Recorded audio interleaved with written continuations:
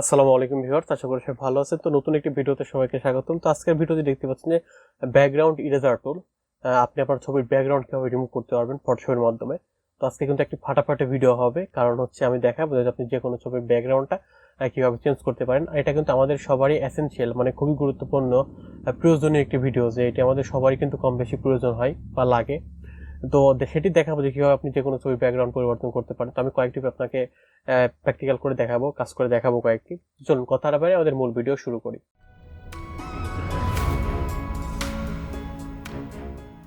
তো ভিউয়ার্স, আপনারা আমার স্ক্রিনটি দেখতে পাচ্ছেন। তো প্রথমে আপনাকে যেটি করতে হবে, গতানুগতিক আপনাকে ফটোশপটা ওপেন করতে হবে। তো আমি ফটোশপটা ওপেন করতেছি। করার পর এখানে দেখতে পাচ্ছেন আমাদের কোনো ফাইল ওপেন করা নাই। তো আমি প্রথমে একটি ফাইল ওপেন করে নেব, যে কন্ট্রোল ও প্রেস করে আমি যদি এখান থেকে স্ক্রিন থেকে আমি যদি আমাদের একটি ছবি নিয়ে নেই। তো সাপোজ আমি আমাদের এই ছবিটি নিয়ে এখান থেকে পিক আপ করলাম। তো পিক আপ করার পর তো দেখতে পাচ্ছি আমি একটু জুম করে নিই, এখানে অল্টার প্রেস করে একটু জুম করে নিলাম। তো দেখতে পাচ্ছেন আমাদের ছবিটি জুম হয়ে গিয়েছে। এখন দেখতে পাচ্ছেন আমাদের কিন্তু এখানে একটা ব্রাশ টুলটা সিলেক্ট হয়ে আছে। তো আমি এটা এখান থেকে দেখতে পাচ্ছেন যে এখানে কিন্তু এই যে বলেছে, এখানে কিন্তু আপনার ব্রাশ টুলে সিলেক্ট করা আছে। তো আমি ব্রাশ টুলে দেখাবো না, তো আমাদের যেতে হবে যে আপনার ইরেজার। তবে এখান থেকে ইরেজার, এখান থেকে যে ব্যাকগ্রাউন্ড ইরেজার টুলটা সিলেক্ট করলাম। তো করার পর দেখতে পাচ্ছেন এখানে কিন্তু আমাদের এরকম একটি গোল সার্কেল চলে আসছে, এবং এখানে কিন্তু বলে দিয়েছে যে এটা হচ্ছে আপনি কি করবেন।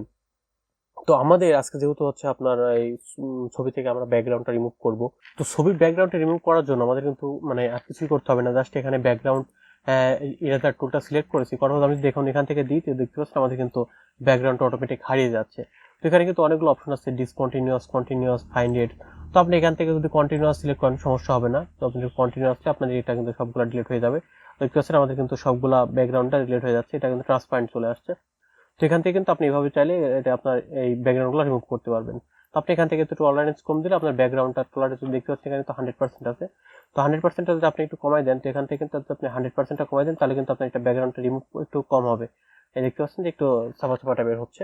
তো এখান থেকে যদি আপনি এখান থেকে যে টলারেন্সটা এখান থেকে 100% সিলেক্ট করে রাখবেন, 100% সিলেক্ট করে রাখে আপনি এখান থেকে যদি পুরোটাই করেন, তো দেখতে পাচ্ছেন আমাদের কিন্তু কাজ হয়ে যাচ্ছে, একবারেই কাজ হয়ে যাচ্ছে। তো আপনি এখান থেকে কন্টিনিউয়াস বা ডিসকন্টিনিউয়াস রাখলেই হয়ে যাবে।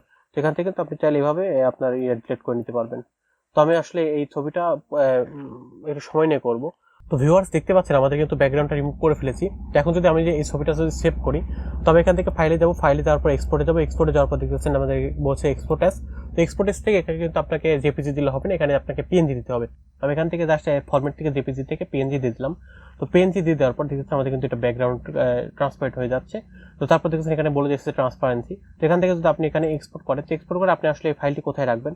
তো আমি যদি এখানে ডেস্কটপে রাখতে চাই, তো ডেস্কটপে আপনি এখানে সেভ ক্লিক করে দেখছেন আমাদের ফাইলটি ডেস্কটপে সেভ হয়ে গিয়েছে।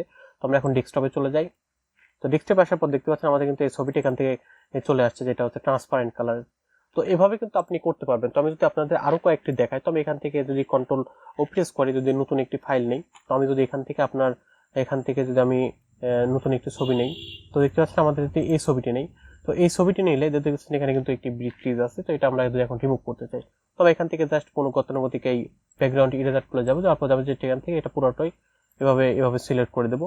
এভাবে করে দেওয়ার পর তাহলে কিন্তু আমাদের কাজ শেষ হয়ে যাবে। যদি আপনাদেরকে দেখাই, দেখতে পাচ্ছেন আমাদের কিন্তু এভাবে আপনারা সময় নিয়ে করবেন আর কি, ধীরে সুস্থে এখানে কিন্তু করতে হবে। ভিউয়ার্স, দেখতে পারলেন যে আমাদের কিভাবে ব্যাকগ্রাউন্ডটা রিমুভ করতে হয়। তো আশা করি আপনারা বুঝতে পেরেছেন যে কিভাবে করতে হয়। তো এটা আসলে একটু আপনি সময় নিয়ে ধৈর্য সহকারে করলে অনেক ভালো রেজাল্ট তৈরি করতে পারবেন।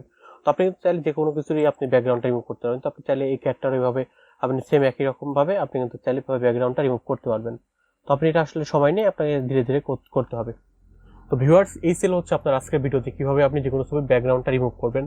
তো আশা করি আপনি বিষয়টি বুঝতে পেরেছেন যে কিভাবে আপনি ব্যাকগ্রাউন্ডটা রিমুভ করতে পারবেন। তো ভিডিওটি কেমন লেগেছে অবশ্যই কমেন্ট বক্সে কমেন্ট করে জানাবেন। আর ভিডিওটি চাইলে আপনার বন্ধুদের সাথে শেয়ারও করতে পারেন। আর আপনারা যদি ফটোশপের বসতে চান, তাহলে কিন্তু আপনারা প্রথম থেকে শেষ পর্যন্ত ক্লাসগুলো কন্টিনিউ করবেন।